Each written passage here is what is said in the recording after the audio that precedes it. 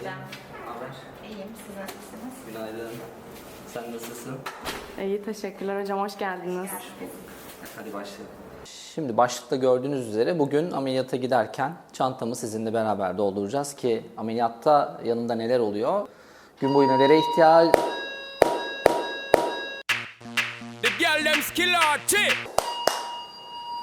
Hasta mı, Simay mı?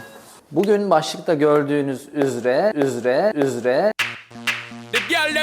ameliyata giderken neler yanıma alıyorum onları sizlerle paylaşmak istiyorum. Çantamı birlikte dolduralım ve ameliyata gidelim istedim. Hem gün içerisinde nelere ihtiyacım oluyor ya da ameliyat sırasında onları görmüş olacaksınız. Hem de yanıma almasam da başka nelere ihtiyacım olabilir onları elimizde tutuyoruz. Onlarla da ilgili bilgi vermiş olacağım. O zaman muayene odasından ilk ekipmanları almak üzere başlıyoruz. Bir şey soracağım galiba. Hazırsak önce çantamı alarak başlayayım. Birgül. Teşekkür ederim. Bu çantayı taşımayı çok seviyorum. Sevdiğim bir çantam. Bugün ameliyatı genelde yaptım. Bize yakın olan hastanede olacağız. O nedenle yürüyerek geçeceğim ve yanıma mümkün olan en az eşyayı almak istiyorum. En az gereken malzemeyi almak istiyorum. Diğer malzemeleri göstereceğim. Ya da İstanbul'a mesela ameliyatlara giderken daha yoğun bir ekipmanla gidiyoruz. Daha fazla ekipmanla gidiyoruz. Onu da ayrı bir bölüm olarak sizlerle paylaşabilirim. Evet, çantamız burada. Şimdi ilk aklıma gelen... çantamı hazırlıyorken ameliyat sırasında kullandığımız alın ışığı. Önce onu alalım. Alın ışığı aslında her hastanede olabilir. Yani var ama hepsi tabii farklı farklı özellikte oluyor. Hani kişiye özel olması ameliyat sırasında rahat etmemi sağlıyor. Bunu taktığımda hafif olması, beni rahatsız etmemesi ve güçlü, güzel bir ışık vermesi önemli. Alın ışığında dikkat ettiğim şeyler bunlar. O nedenle yanımda mutlaka kendi alın ışığım oluyor. Hastanelerde olsa da.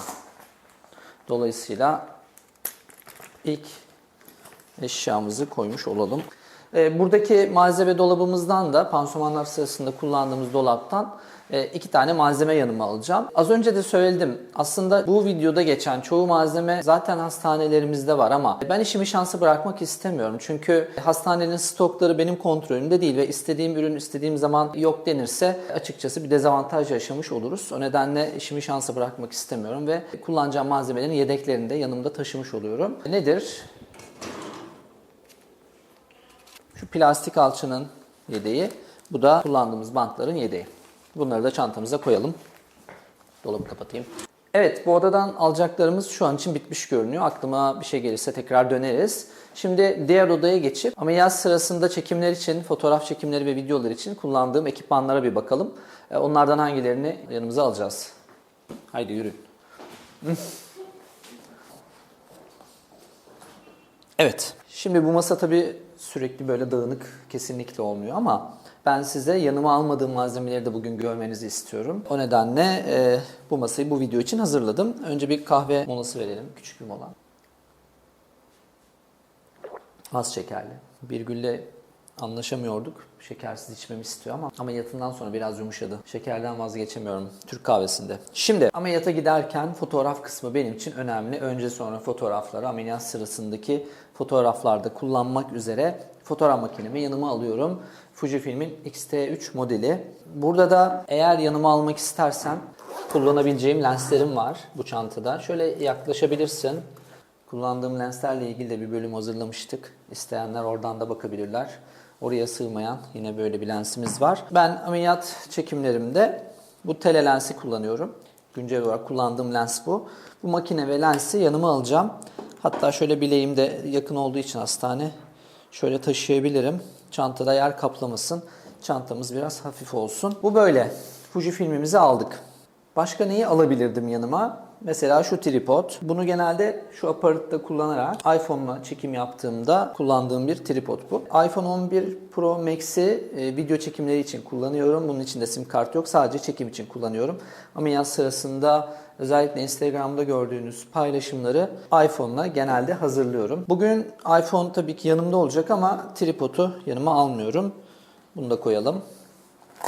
Her seferinde de çantayı kapatıyorum, alışkanlık. Ama tabii güvenlik açısından iyi bir şey. Devrilir falan değil mi?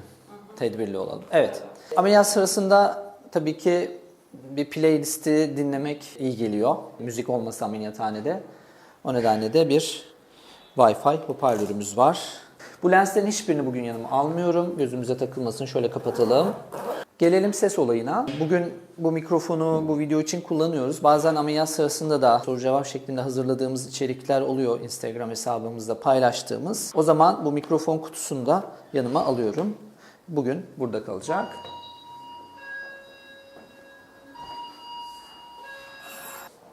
Hastamızı çok bekletmeden bu masayla ilgili işimizi bitirelim. Diğer bir çanta. Bunun içerisinde hem sesle ilgili hem de diğer ekipmanlarla ilgili kablolar, işte bir kart okuyucu, mikrofonun kablosu, flash için tetikleyici vesaire. Bazen aniden ihtiyaç olabiliyor bunlara. O nedenle bu çanta sürekli yanımda. Onu da çantamıza koyalım. Güneş gözlüğümüz. Olmazsa olmaz. Gelelim fotoğraf makinesinin bataryalarına. Bu iki bataryayı şarj ettiğim alet ama o kalacak tabii ki. Bir tane yedek batarya yanımıza alalım. Şarjımız biterse diye fotoğraf makinesiyle birlikte. Powerbank. Bugün ihtiyacım yok. Hastane çok yakın çünkü ama bazen hayat kurtarıyor. Başka? Burada bakıyorum.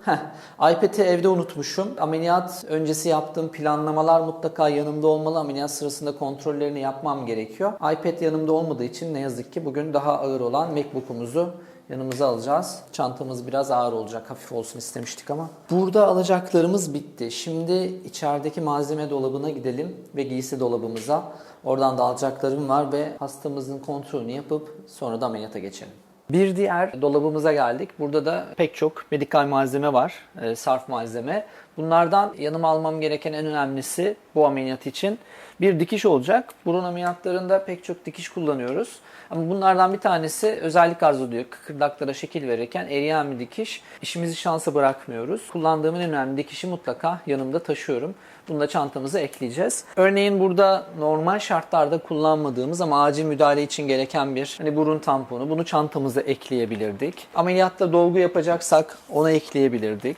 Instagram paylaşımlarımda çok ilgi çekmişti. Bir kadavra kıkırdağı revizyon ameliyatlarda kullanabiliyoruz. Bugün ihtiyaç olmadığı için bunu yanıma almıyorum. Bu dolaptan da genelde aldığım malzemeler bunlar ama esas önemlisi bu ameliyatlarda olmazsa olmazımız piezo cihazımız var. Şimdi bir ameliyathaneye söz verelim. Simay bize o cihazı bir göstersin. Bir de ameliyat setimizden size bahsetsin. Herkese merhaba. Bugün steril cerrahi setimizi size tanıtacağım. Toplam içerisinde 50 tane cerrahi aletimiz var. Birazcık ağır olduğu için tabii ki kol kası yapmamak imkansız oluyor.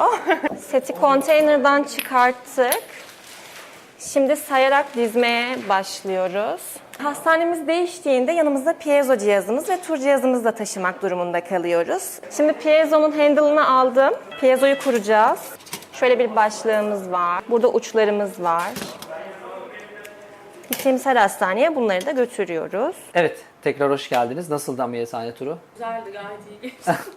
Simay eminim harika bilgiler vermiştir. Bugün steril cerrahi setimizi size tanıtacağım. 1, 2, 3, 4. Ne denir buna? Bir dakika kapatayım. Kapanmıyor. İçerisinde 50 adet cerrahi alet bulunuyor. Bu şey.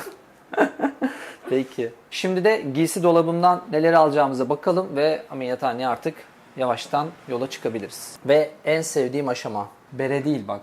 Bere demeyeceğiz. Geçen de hep bere dedim ya. Kep. Kıyafet dolabımızda keplerimizi alacağımız çantamız. Şansıma ne çıkarsa ya da ruh halime göre deneyebiliyoruz. Aynen. Güzel oldu mu? Hı hı. Tamam. Yine bazen ameliyat için kıyafet de yanıma almam gerekiyor. Scrubs. Ama şu an hastanede olduğu için yanıma almayacağım. Evet, burası da böyle bitti. İsterseniz içeri bir geçelim. Kliniğe son bir bakalım. Eksik bir şey kaldı mı? Ve çantamızı da alıp ameliyathaneye, hastaneye geçelim. Bu videoyu bitirirken sizden neler isteyebilirim? Bir şey mi isteyeceksin? Tabii ki. Her videoda istenen şeyler var ya. Bu videoyu beğenebilirsiniz. Abone olabilirsiniz. Bunları istemiyorum. Yani istiyorum da söyleyeceğim şey bu değil. Belki yanıma aldıklarımdan merak ettikleriniz, anlamadığınız şeyler vardır ya da acaba şöyle bir şey yanınıza alıyor musunuz gibi sorular gelebilir. Onları yanıtlayabilirim yorumlarda. Yine bu videoda denk geldiyseniz ve burun estetiğiyle ilgili sorularınız varsa yanıtlayabilirim. Diğer bölümlerde tekrar tabii ki görüşeceğiz. Herkes kendine iyi baksın. Ben gidiyorum. Evet. Bunu da çekersin. Bir gün görüşürüz. Ben ameliyata. Kolay gelsin, elinize sağlık. Bay bay.